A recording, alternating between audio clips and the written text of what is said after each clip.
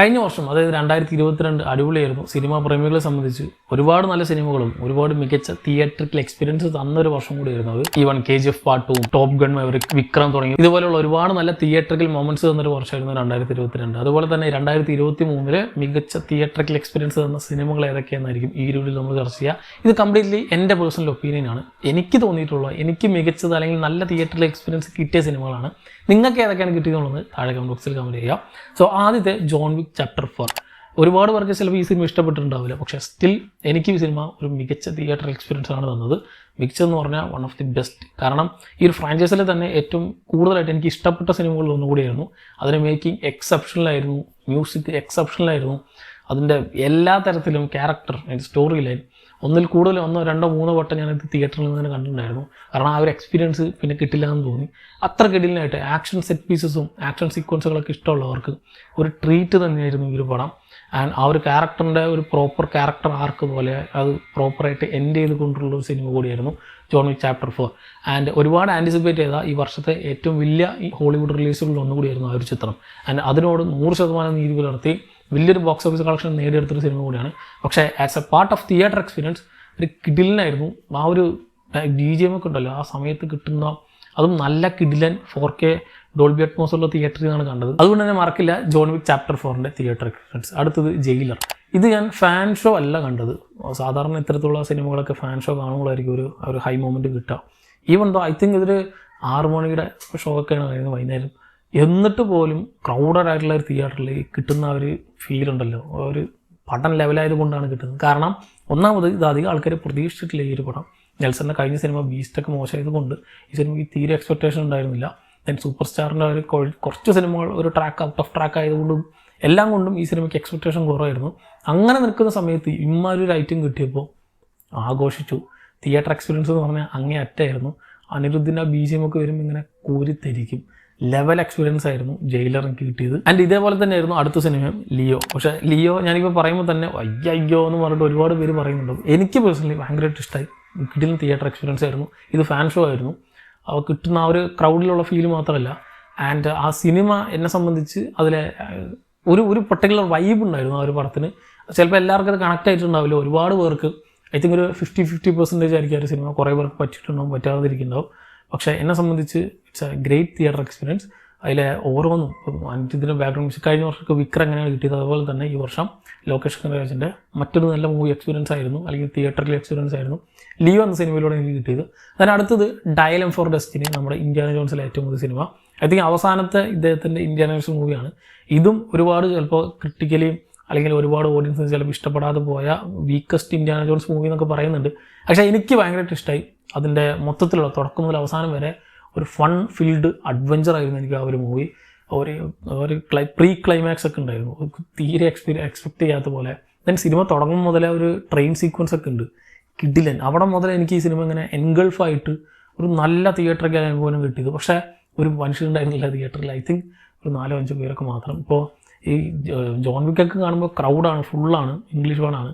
ഇപ്പോൾ കഴിഞ്ഞ വർഷം ടോംബ് റൈഡർ നമ്മുടെ ടോപ്പ് ഗൺ മാവറിക് കണ്ട പോലെയാണ് ഇപ്പോൾ ഈ ഒരു ഇന്ത്യാന ജോൺസ് എന്ന സിനിമയും കണ്ടത്. ഒരു മനുഷ്യനുണ്ടായിരുന്നില്ല, പക്ഷേ തിയേറ്ററിക്കൽ എക്സ്പീരിയൻസ് കിടിലനായിരുന്നു. അടുത്തത് mission impossible dead reckoning part 1. ഇത് ഞാൻ IMAX-ലാണ് കണ്ടത്. IMAX-ൽ കാണണമെന്ന് ഞാൻ ഉറപ്പിച്ച സിനിമകളിൽ ഒന്നായിരുന്നത്. 3 സിനിമകളായിരുന്നു ഈ കൊല്ലം ഞാൻ IMAX-ൽ കാണണമെന്ന് വിചാരിച്ചത്. ഒന്ന് ഓപ്പൺഹൈമർ, ഒന്ന് mission impossible, then Dune part 2. അത് ഇറങ്ങിയില്ല, അത് അടുത്ത വർഷമാണ്.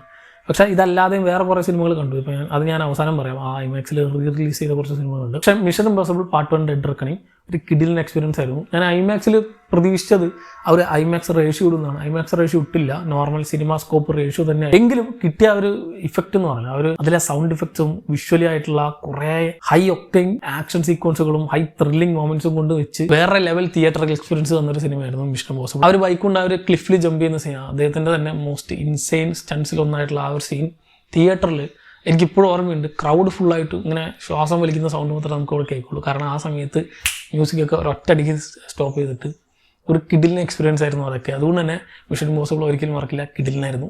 ദെൻ വേറൊന്ന് 2018 നമ്മുടെ മലയാള ചിത്രമാണ്. അതും ഒരു ഡിസാസ്റ്റർ മൂവിയിൽ നിന്ന് ഇത്ര നല്ലൊരു എക്സ്പീരിയൻസ് കിട്ടും ഞാൻ ഒരിക്കലും പ്രതീക്ഷിച്ചില്ല. അതും ഇത്ര ലോ ബഡ്ജറ്റിൽ പുറത്തിറങ്ങിയ സിനിമ. കഴിഞ്ഞ വർഷമൊക്കെ എനിക്ക് തല്ലുമാല, അതൊരു ആക്ഷൻ ഓറിയൻറ്റഡ് ഫൺ ഫീൽഡ് ആയിട്ടുള്ള മ്യൂസിക് വെച്ച് നിറച്ച് അടിപൊളിയാക്കിയൊരു സിനിമ. അതുപോലെ അല്ല 2018 ഒരു ഡിസാസ്റ്റർ മൂവിയാണ്. പക്ഷേ സിനിമയുടെ തുടക്കം മുതൽ ഒരു മഴ, അതിൻ്റെ സൗണ്ട്, അതിൻ്റെ ഒരു ബീജിയം അവസാനം വരെ അതിൻ്റെ ഇൻറ്റൻസിറ്റി ഇങ്ങനെ കൂട്ടി നമ്മൾ ശരിക്കും ആ ഒരു സിറ്റുവേഷനിൽ കൊണ്ടെത്തിച്ച് ഒരു ഗംഭീര തിയേറ്ററിൽ എക്സ്പീരിയൻസ് തന്ന സിനിമ. നമ്മുടെ എല്ലാം നമ്മൾ മറന്ന് നമ്മൾ ഫുള്ളായിട്ട് ആ സിനിമയിൽ എൻഗൾഫായിരിക്കുന്ന പോലെ ഒരു കിഡിലിൻ എക്സ്പീരിയൻസ് തന്ന സിനിമയായിരുന്നു 2018. അടുത്തത് സ്പൈഡർമാൻ അക്രോസ് ദി സ്പൈഡർ-വേഴ്സ്. ഇത് Spiderman into the spider-verse I think ഞാൻ നെറ്റ്ഫ്ലിക്സിലോ അങ്ങനെ എന്താണ് കണ്ടത്, തിയേറ്ററിൽ കണ്ടിട്ടില്ലായിരുന്നു. പക്ഷേ അക്രോസ് ദി സ്പൈഡർ-വേഴ്സ് അതൊരു ഗംഭീര തിയേറ്റർ എക്സ്പീരിയൻസ് ആയിരുന്നു. വേറെ ലെവൽ. അതിൻ്റെ ഈച്ച് ആൻഡ് എവറി പോയിന്റ് സെറ്റായിട്ടുള്ള ഒരു കിഡിലാണ്. ഒരു 10 out of 10 നമുക്ക് കൊടുക്കാൻ പറ്റുന്ന വേറെ ലെവൽ പടം. ഐ തിങ്ക് ഇതൊക്കെ 4DXലൊക്കെ കണ്ടവരുണ്ട്. അവരൊക്കെ പറഞ്ഞത് വേറെ ലെവൽ എക്സ്പീരിയൻസ് എന്നാണ്. സോ നമുക്ക് അങ്ങനെയൊക്കെ കാണണമായിരുന്നു. എന്നാലും നോർമൽ തിയേറ്ററിൽ എക്സ്പീരിയൻസ് കിഡിലിനായിരുന്നു സ്പൈഡർമാൻ ഇൻടു ദി സ്പൈഡർ-വേഴ്സ്. ഇത് കൂടാതെ 2 സിനിമകൾ ഞാൻ അപ്പോൾ റിലീസായിട്ട് ഐമാക്സിൽ കണ്ടിട്ടുണ്ടായിരുന്നു. ഇപ്പോൾ ഒന്ന് ടോപ്പ് ഗൺ മാവേറിക്കും ഗ്രാവിറ്റിയും. ഇത് ബാക്ക് ടു ബാക്ക് ആയിട്ട് അവരുടെ ഒരു ഫിലിം ഫെസ്റ്റിവൽ പോലെ ഇട്ടിപ്പോൾ കണ്ടതാണ്. ആൻഡ് ഇത് രണ്ടും കിഡിലൻ എക്സ്പീരിയൻസ് ആയിരുന്നു. കിഡിലെന്ന് പറഞ്ഞാൽ വേറെ ലെവൽ. റിലീസ് ചെയ്യുന്ന പടങ്ങളാണ്, പക്ഷേ അതിൻ്റെ തിയേറ്റർ എക്സ്പീരിയൻസ് ഉള്ളത് കൊണ്ടാണ് പിന്നെ റിലീസ് ചെയ്യുന്നത്. അതുകൊണ്ട് തന്നെയാണ് കാണാൻ പോയത്. ഗ്രാവിറ്റിയൊക്കെ ഞാൻ ടി വിയിൽ കണ്ടാണ്, മൊബൈലിലോ ലാപ്പിലോ ഒന്നുമല്ല, പണ്ട് ടി വിയിൽ കണ്ടാണ്. ആ പടമൊക്കെ ഇപ്പോഴും സ്റ്റിൽ ഫ്രഷ്. എന്താ പറയുക, ഒന്നും പറയാൻ പറ്റില്ല. നമുക്കിങ്ങനെ നമ്മളവിടെ ഇരുന്നു എപ്പോഴാണ് നമുക്ക് ഒരൊറ്റ പോയിന്റിൽ മാത്രമേ നമുക്ക് ദേഷ്യം വരുള്ളൂ, ഇൻ്റർവെൽ വരുമ്പോൾ. അത് 1.5 മണിക്കൂറിൻ്റെ പടമാണ്. നമ്മളിങ്ങനെ ഒന്നുമില്ലാതെ നമ്മളെല്ലാം മറന്ന്, ഇപ്പോൾ എത്ര വട്ടം കണ്ടതാണെങ്കിലും നമ്മളെല്ലാം മറന്നിരിക്കുന്ന ഒരു മൊമെൻറ്റിലാണ് ഇൻ്റർവെൽ വരിക. അത് മാത്രമായിരുന്നു എനിക്ക് ആ സിനിമയിൽ ഏക ഫോൾട്ടായിട്ട് തോന്നിയത്. നമ്മുടെ ഇന്ത്യൻ കസ്റ്റം അനുസരിച്ച് ഇൻ്റർവെൽ ഇടുന്നതാണ് ഈ സിനിമയ്ക്ക് ഇടുന്നത്. അതുകൊണ്ട് തന്നെ അതൊരു ഗംഭീര എക്സ്പീരിയൻസ് ആയിരുന്നു. 3Dയും കൂടിയായിരുന്നു.